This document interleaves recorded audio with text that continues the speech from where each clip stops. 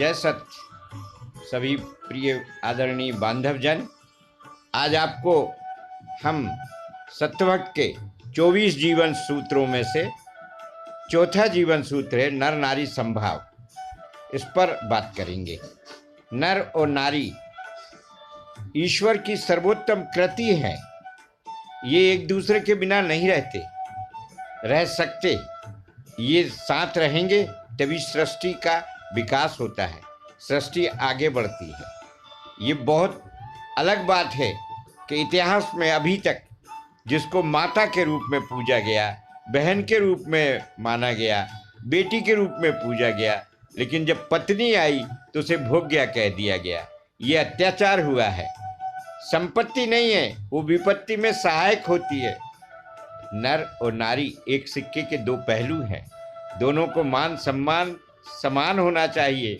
योग्यता के अनुसार दोनों का सामाजिक प्रतिष्ठा हो, लेकिन घर में पत्नी मालकिन हो, मालिक हो, और पति मालिक हो घर में, लेकिन पत्नी बाहर मालकिन हो।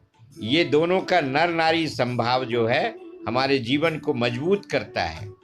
लिंग मत का अहंकार नहीं होना चाहिए। ये तो क्रोमोसोम्स के ऊपर निर्भर करता है। इत्तेफाक की बात होती है, जहाँ जैसा अनुकूलन प्रतिकूलन होता है वहाँ लिंगिक व्यवस्था हो जाती है। लेकिन हमें ये बात ध्यान रखना चाहिए कि स्त्री में ही वो गुण है कि वो दूसरे के आंगन में जा कर के उसके परिवार से आत्मसात कर लेती है और वहाँ पर अपना सब कुछ अर्पित करके उत्तराधिकार को जन्म देती है, प्रतिष्ठा देती है। पुरुष एक घर को संभालता है, एक घर को प्रतिष्ठित करता है, नारी दोनों घर को संभालती है। इसलिए उसे कम करके नहीं आंकना चाहिए। जिन लोगों ने अभी तक उसके साथ न्याय नहीं किया है, संविधान में उसके न्याय की व्यवस्था की गई है, लेकिन व्यवहारिक धरातल पर समाजें अभी इस तरफ ध्यान नहीं दे पा रही हैं। मनुष्य समाज को, महिला को बराबर ध्यान देना होगा। वो मजबूत होगी, समाज मजबूत होगा। अभी उसका सोच उतना परिपक्व नहीं है।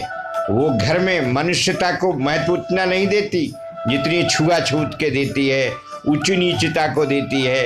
इससे क्या होता है कि मानव समाज का अपमान होता है।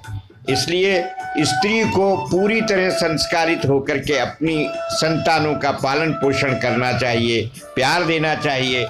घरेलू मामलों में महिला विशेषज्ञ होती है और बाहरी मामलों में पुरुष विशेषज्ञ होता है। आपातकाल में दोनों के कर्तव्य का निर्वाह कर सकते हैं। कोई विधवा नहीं है, कोई विधुर नहीं है।